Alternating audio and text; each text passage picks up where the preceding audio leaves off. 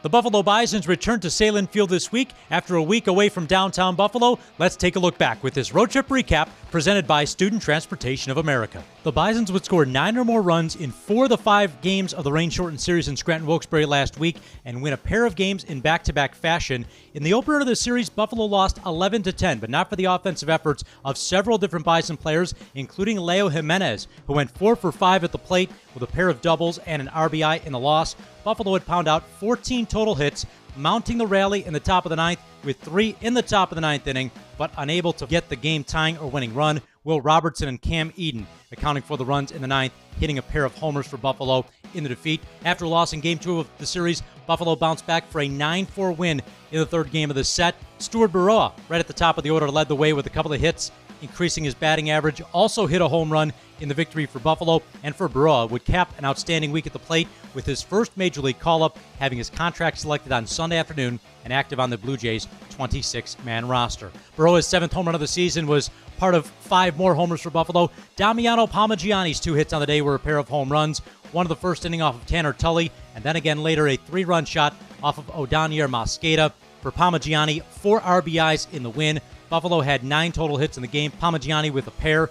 Brian Servin also added a couple of RBIs in the victory for Buffalo. Riley Terada, one of the rare games he did not hit a home run, but did have an extra base hit, a 1-for-4 day at the plate with an RBI.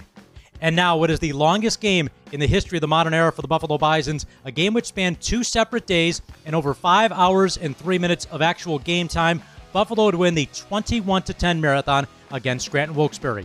The game started on Friday night, Game 4 of the series. Buffalo scoring solo tallies in the first and second innings respectively, then put up a 9 spot in the top of the third against Edgar Barclay. Several Bison batters had multi-hit performances, led by Riley Terada. 5 out of 6 on the day at the plate, including a pair of home runs for Buffalo.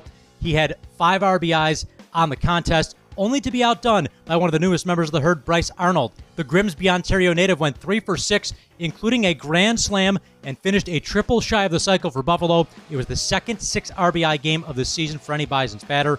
Arnold and Spencer Horwitz hold those honors this season. Arnold with 6 RBIs, Terada with 5. Also again, Stuart Burroa 3 more RBIs with 3 hits, as Buffalo would hit 5 total home runs in the game. It would be suspended in the middle of the third inning with Buffalo up 11-0 after that 9 spot in the top of the third. Unfortunate for Bo Sulzer, who pitched very well in the start. Only 24 pitches, 4 strikeouts of the 6 outs recorded, going 2 innings for Buffalo. When the game would resume on Saturday night, it was after another long delay. 3-hour delay due to torrential rains. The game was able to pick up in the bottom of the third. The Bison offense continued to roll, as we mentioned. 6 runs in the top of the 7th, part of that grand slam by Bryce Arnold. Buffalo would add 1 more in the top of the 9th. Scranton Wilkes-Barre would make it close, scoring 4 times in the bottom of the 9th inning. And then again, the heavy rains came into Moosic and PNC Field, forcing the completion of the game with 1 out in the bottom of the 9th. And again, the longest game in the modern era for the Buffalo Bisons.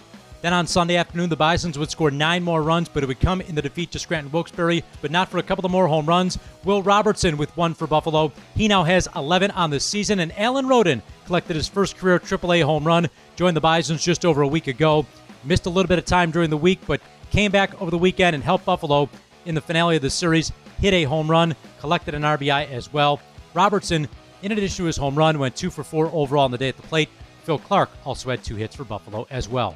It all leads into maybe the biggest homestand of the season for the Buffalo Bisons, starting on Tuesday night against the Syracuse Mets. 9 straight days at home for Buffalo, which includes lacrosse night at the ballpark. NLL MVP Josh Byrne, as part of the back-to-back NLL Cup champion Buffalo Bandits, will be on hand Thursday night to throw the first pitch before lacrosse night in partnership with our friends at the Buffalo Bandits. Friday night, another Honda Friday Night Bash with post-game fireworks and a pregame happy hour as well.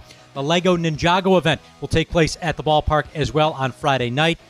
And then next week, it leads into Independence Eve, the 28th annual KeyBank Independence Eve celebration with the Buffalo Philharmonic Orchestra. Buffalo will host Rochester Monday, Tuesday, and Wednesday before closing out the 9-game homestand on Independence Eve. It'll be a great night at the ballpark. Hope you can join us here at Salem Field. For this road trip recap presented by Student Transportation of America, I'm Pat Malacaro.